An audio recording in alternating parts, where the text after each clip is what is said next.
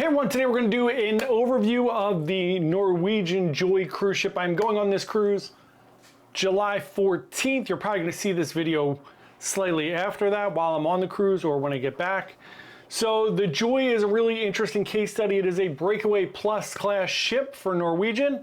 Let's go talk about it.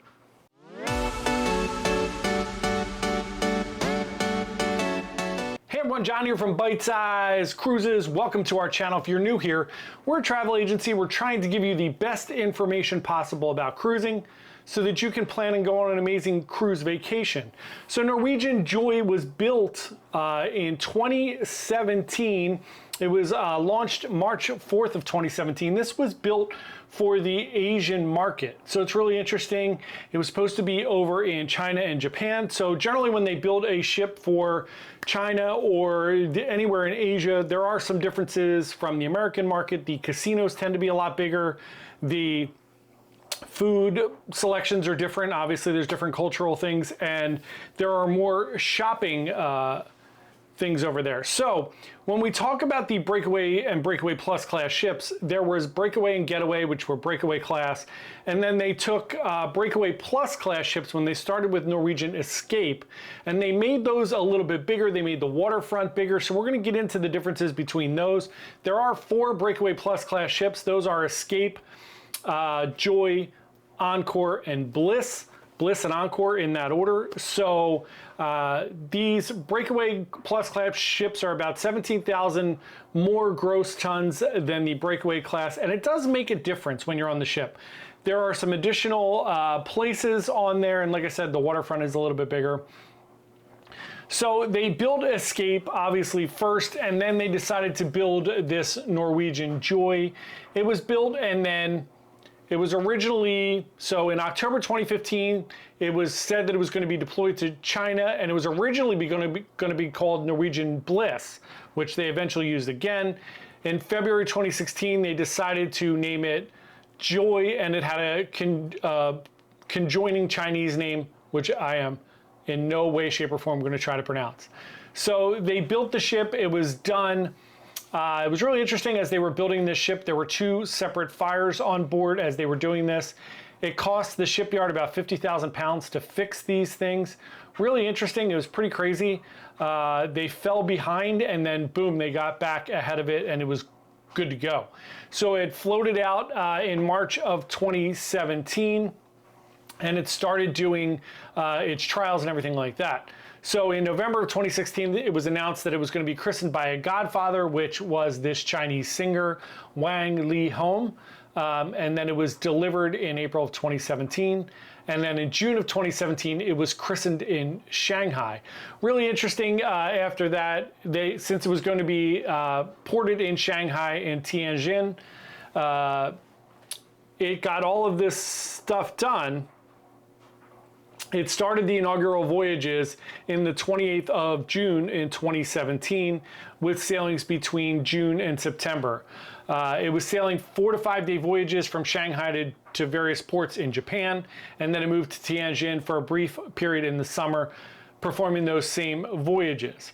So in July of 2018, all of a sudden Norwegian announced, hey, we're redeploying the ship from China to the US. It's going to be doing Alaska with its sister ship, Bliss, and then eventually Encore, obviously, that was built. So they had to refurb this entire ship. It's really interesting. They had to reset up everything. So it went into an extensive dry dock at that point, which is super interesting, right? So it's 167,000 gross tons. It's 1,094 feet long. All of these are pretty similar. The size of the 4 Breakaway Plus class ships are very similar. The 2 older ones are more similar than the 2 newer ones. The 2 newer ones have the observation lounge on them, and obviously Joy has an observation lounge, which is really interesting, and they've just cut it back a little bit. So we're going to get into that in a few minutes as well. So after it was deployed, it's been doing its thing in Alaska and everywhere else. They decided last year they were going to do a big refurb on it. So a couple things we're going to change. On the Joy now, originally, there was a Galaxy Pavilion, which is a VR arcade. And this seemed like it was a really cool idea when they first came up with the idea on Joy, and then it's on Encore and Bliss as well. I think it's on Bliss. But when they did this, I thought it was really interesting. VR was taking a little bit of a forefront in everyone's mind, and then I just don't think it progressed as much as everybody did, and it was expensive. It's like 15 bucks to do one of these VR things. Every time I've been on one of these ships, it seems like one or two of them are broken and somebody's working on it. So I think it became just a massive waste of space on the ship. Also, they didn't have a thermal suite, which if you've been on any of the Norwegian Breakaway or Breakaway Plus class ships, the thermal suite is amazing. So they decided to go into dry dock and fix that. They also had laser tag up on the top of this ship. They decided to get rid of that and make the Vibe Beach Club bigger. If you've ever been on Norwegian, people love the Vibe Beach Club. It is an additional cost sun deck. There's no pool, which is a little weird to me, but there are really nice chairs, a bar, and some hot tubs up there, and they made that space a lot bigger. So again, it is 20 decks. You have the racetrack, you have the go-karts up on the top of the cruise ship, which is really interesting. It is $15 to do that. You have a plethora of specialty dining on there, from Q Texas Smokehouse to La Bistro's to Cagney, all of the familiar ones. You have the local, which is your O'Shea's kind of pub in the middle of the ship, middle-ish to the front of the ship there. You have 6, 7, 8 place, just like Breakaway and Breakaway Plus class ships all have. On 6, 7, and 8 in the middle of the ship is really where everything takes place. So you have your comedy club, you have your teppanyaki down there. It is, like I said, set up a little bit different. There are some restaurants that are moved around into different spaces because of the Asian market. So teppanyaki is much bigger on this ship.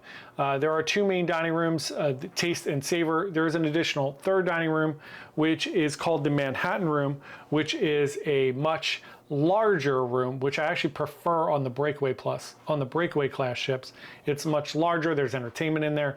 On the Breakaway Plus class ships, it's really interesting to me that it's smaller and it feels closed in a little bit, which is a little bit sad to me. But anyway, that is a little overview of the NCL Joy. There's also a waterfront, which we talked about, which goes pretty much around the entire ship, except the very front, which is where Food Republic and District Brewhouse jut out on either side of the ship. And the Haven is, of course, at the front of the ship, at the top of the ship, which is your ship within a ship, where they have their own pool deck, they have their own sun deck, they have their own lounge and bar up there, and they even have their own restaurant, which is really nice. If you've never had a chance to stay in the Haven, it is a wonderful experience. Other than that, like I said, they have a comedy club, a ton of specialty dining. They have a main theater, which used to have Footloose, no longer does. It just has a show called Elements. There's not a ton of entertainment on board the ship, I will tell you that. There is also the Cavern Club, where a Beatles tribute band plays. That is on deck 8 across from La Cucina. So I'm really excited to go back on the ship. If you hang out here on the channel, I'm going to be doing vlogs and reviews and everything. I was on the ship last year. Didn't have the best experience. Still had a great time. Food was a little bit off, and some things were just a little weird. It was very crowded. So I'm excited to go back on and reframe it and see how we do.